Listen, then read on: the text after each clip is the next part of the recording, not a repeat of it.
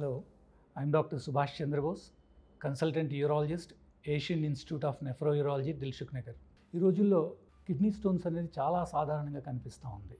అసలు ఎందుకు ఇంత ఫ్రీక్వెంట్గా స్టోన్స్ వస్తున్నాయి, మనం ఫుడ్ తీసుకోవటంలో లైఫ్ స్టైల్ చేంజెస్లో ఏం మార్పులు చేసి వీటిని తగ్గించగలమో ఇవాళ మనం చూద్దాం.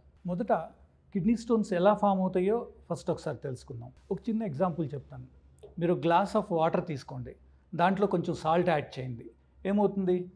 సాల్ట్ కరిగిపోతుంది. ఇంకా సాల్ట్ యాడ్ చేస్తా పోతే కొంతసేపటికి సాల్ట్కి కరగదు, కొంత కింద డిపాజిట్ అయిపోతుంది వైట్గా. Same thing happens with our urine also. యూరిన్లో కూడా ఇలాగే జరుగుతుంది. నార్మల్ పీపుల్లో కూడా స్టోన్ ఫామ్ చేసే substances like calcium, oxalate, uric acid ఇవన్నీ కూడా ఉంటాయి. బట్ కాకపోతే అవన్నీ ఈక్విలిబ్రియం డిజాల్వ్డ్ స్టేట్, అంటే యూరిన్లో కరిగిపోయి ఉంటాయి అన్నమాట. వాటి కాన్సన్ట్రేషన్ ఎక్కువ అవటం వల్ల అవి చిన్న చిన్న క్రిస్టల్స్గా ఫామ్ అయ్యి అవి కలిసి స్టోన్ ఫార్మింగ్ జరుగుతుంది. సో మనం ఏం చేయాల్సింది ఏంటంటే, ఒకటి ఈ స్టోన్ ఫార్మింగ్ సబ్స్టెన్సెస్ ఉండే పదార్థాలని అవాయిడ్ చేయటం. ఈ స్టోన్ ఫార్మింగ్ సబ్స్టెన్సెస్ యూరిన్లో డిజాల్వ్ అయిపోయి కరిగిపోయి ఉండటానికి తీసుకోవాల్సిన జాగ్రత్తలు, లైఫ్ స్టైల్స్ ఏమో చూద్దాం. సో మెయిన్ ఇంపార్టెంట్ ఏంటంటే స్టోన్ ఫార్మింగ్కి high protein diet, especially animal protein అంటే బీఫ్ కానీ, మటన్ కానీ, చికెన్, ఫిష్, ఎక్సెస్ ప్రోటీన్ తీసుకోవటం వల్ల స్టోన్ ఫార్మింగ్ టెండెన్సీ ఉంటుంది. ఎక్కువగా యానిమల్ ప్రోటీన్ వల్ల ఈ ప్రాబ్లం ఉంటుందన్నమాట.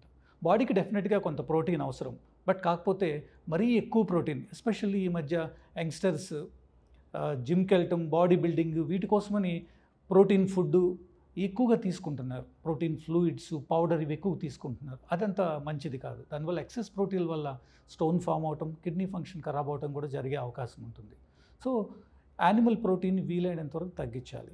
దాని బదులు ప్లాంట్ బేస్డ్ ప్రోటీన్ కొంతవరకు బెటర్. ఇంకొకటి, స్టోన్ ఫార్మింగ్లో మోస్ట్ కామన్గా ఆక్సలేట్స్ ఉంటాయి.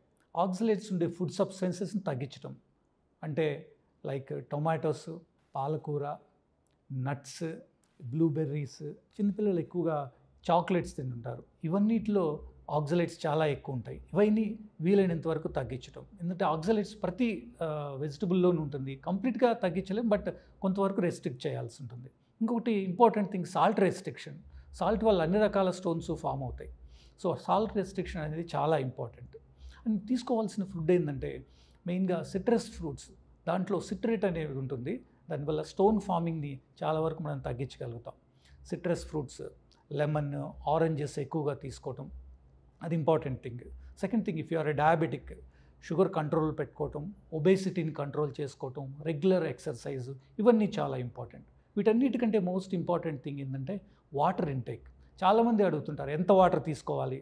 కొంతమంది 5 to 6 లీటర్స్ ఇట్లా తీసుకుంటూ ఉంటారు. అంత అవసరం లేదు. సో నార్మల్గా ఈ స్టోన్ ఫార్మింగ్ సబ్స్టెన్స్ అన్ని క్లియర్ అయిపోవాలి, బయటకు వెళ్ళాలంటే అట్లీస్ట్ 2 నుంచి 2.5 లీటర్ల వరకు యూరిన్ రావాల్సిన అవసరం ఉంటుంది. దీనికి మనం at least 3 litres of water per day 24 అవర్స్లో తీసుకోవాలి. 3 లీటర్స్ తీసుకున్నట్టయితే మనకి 2 to 2.5 litres of urine produce అయ్యి ఇవన్నీ ఈక్విలిబ్రియంలో ఉండి స్టోన్ ఫార్మింగ్ తగ్గించడానికి వీలవుతుంది.